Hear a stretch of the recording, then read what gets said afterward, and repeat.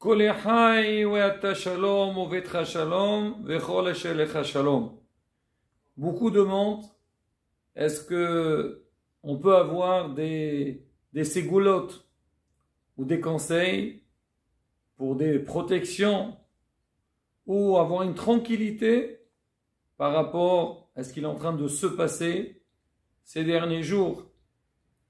Rabotai, je vais rapporter quelques conseils qui ont été dits par nos maîtres, donc de nos jours, et aussi ce qu'il avait dit notre maître Havetz Haïm dans le passé. Certes, il y a énormément de ségoulottes, il y a énormément de choses qu'on peut faire pour avoir une certaine tranquillité et une protection. Et Rabotai, ces quelques conseils, ils peuvent être très utiles, mais bien sûr, le plus important, c'est renforcer sa émouna.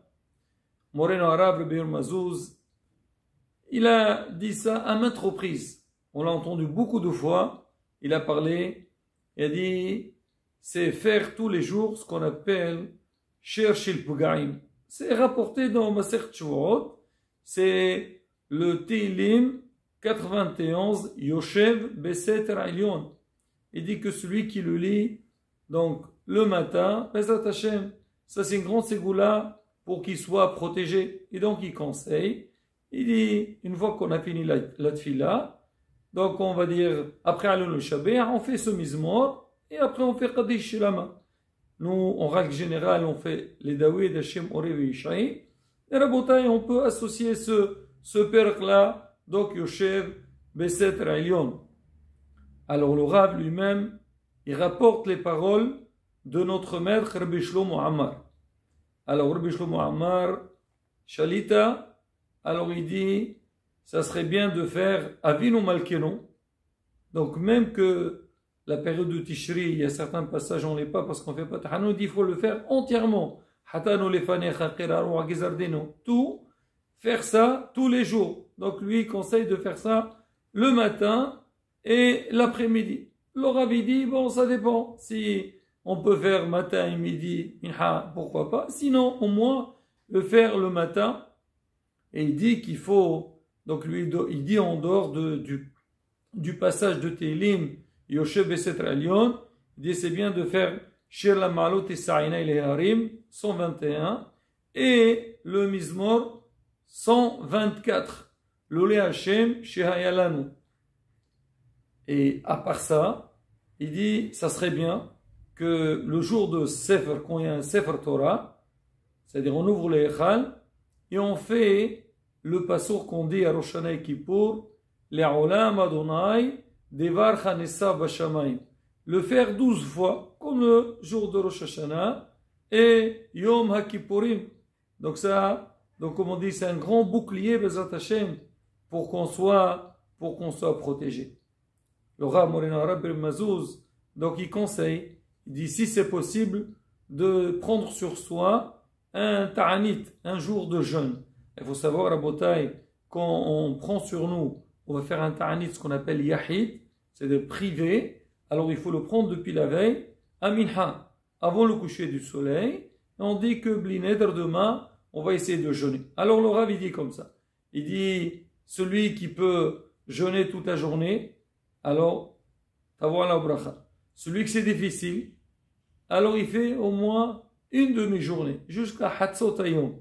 On nous dit, si même ça c'est difficile, il peut faire ta'anit dibour, il parle pas, il dit pas dvarim betelim. C'est-à-dire s'il étudie, bien sûr il étudie, il discute le limoud qu'il est en train de faire, mais il ne dit pas dvarim betelim. Il dit ça, Rabotai, ça c'est des moyens qui sont très très forts, très puissants, Bezrat Hashem, pour nous protéger. Le Havetz Haïm, il a dit ça il y a 100 ans en arrière.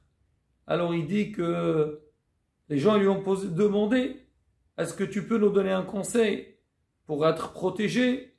Alors il a dit, regardez Rabotai, prenez vos enfants, allez-y-vous et vos enfants dans les synagogues, matin, midi et soir, c'est-à-dire shaharit minhay arvit, pour prier Beminyan.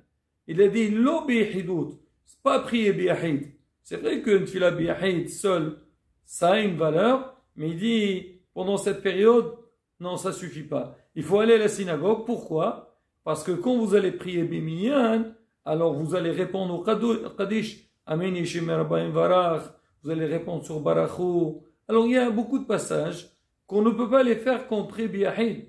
Et bien, Hashem, ça peut aider. Et lui-même, il a dit, si Bémet tout le cas d'Israël, il fait attention à ça, il s'investit dans ça, Bezrat Hashem, il n'y aura aucun problème.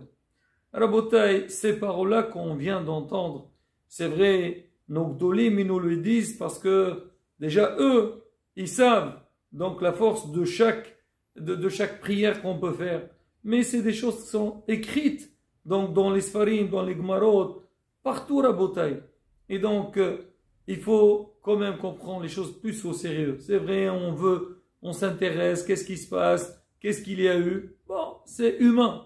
Mais il faut savoir aussi, il y a un travail personnel qu'on doit faire. C'est vrai, faire Teilim, il y a beaucoup de choses. Et surtout, Rabotai, le sujet, le point que tout le monde en a parlé, c'est le Inyan de l'amour du prochain.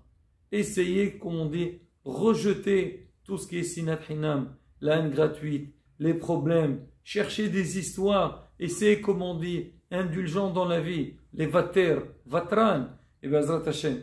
Quand Kadosh Baruch Hu, il voit que ses enfants, ils font ces efforts, ils sont prêts à, comment dire, à s'approcher à lui, à faire des efforts, ben, Zrat Hashem, Hashem, il nous donnera tout ce qu'on a besoin, comme c'est marqué, vous, que vous êtes collés avec Akadosh Baruch Hu, c'est quoi coller avec Akadosh Baruch Hu?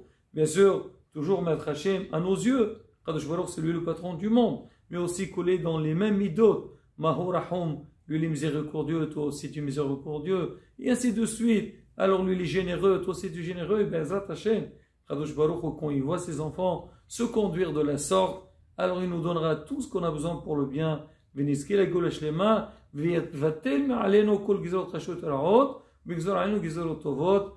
Amen, ken yehi rason.